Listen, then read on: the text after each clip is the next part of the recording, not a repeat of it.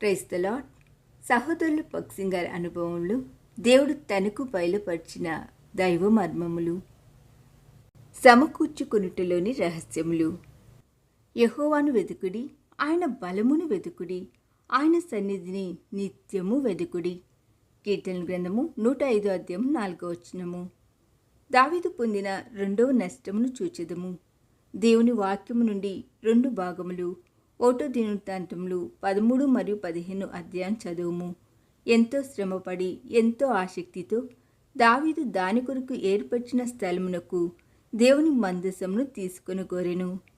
సంఖ్యాకాండం 4-7 అధ్యాయములలో ఇవ్వబడిన దేవుని ఆజ్ఞ ప్రకారము ఇశ్రాయేలీయులందరూ అహరోను కుమారులను కహాతీయులను సమకూడవలనని ఉండగా, దావీదు తన స్వంత మానవ జ్ఞానము ఆసక్తిని ఉపయోగించి ఒక క్రొత్త బండి మీద దేవుని మందసమును ఎక్కించి తెచ్చుటకు పోయెను.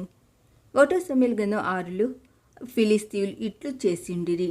సంఖ్యాకాండము 4వ అధ్యాయము 15వ వచనము, 7వ అధ్యాయము 9లో దేవుడు ఎంతో తేటగా లేవి కుమారులైన కహాతీయులు మాత్రమే తమ భుజముల మీద దేవుని మందసమును మోసుకొని పోవాలని చెప్పెను.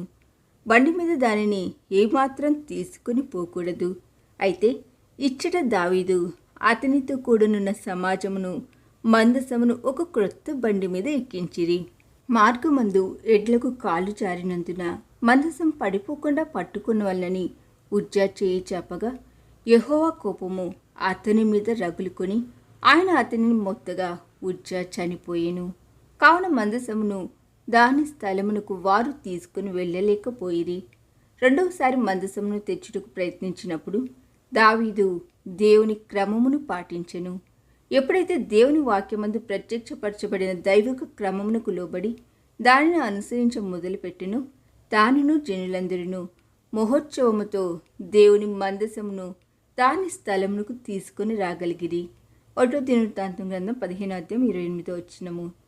ఈ గొప్ప సంఘటన తర్వాతనే 105వ కీర్తన అనబడుచున్న కృతజ్ఞతతో కూడిన ఆశ్చర్యకరమైన ఆ పాటను దావీదు రాసెను.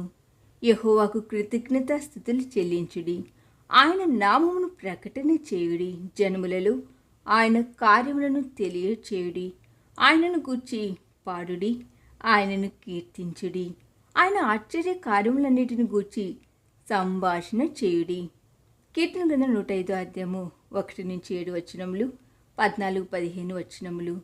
దావీదు మనసును నింపిన తలంపులను మనకు తెలియచేయును. దేవుని సముఖమును సదా వెతుకుచు ప్రతి విషయంలో ఆయన ఏర్పాటు ఏమై ఉన్నదో తెలుసుకొనని ఎడల మన సమస్త కార్యములు ఎందును ఏర్పాట్లు ఎందును ఆయన క్రమమును అనుసరించని ఎడల అవి మన ఇండ్ల విషయంలోనైతేనేమి సంఘ విషయంలోనైతేనేమి మనకు పెద్ద నష్టము కలిగించును. ఆసక్తి, జ్ఞానము, అభిప్రాయములను బట్టి నడుచుకొనకూడదు. దేవుని నమూనాను బట్టి నడుచుకొనవలెను. ఈ దిన ధ్యానము మనందరి ఆత్మీయ జీవితమునకు ఆశీర్వాదకరముగా ఉండునుగాక. ఆమేన్.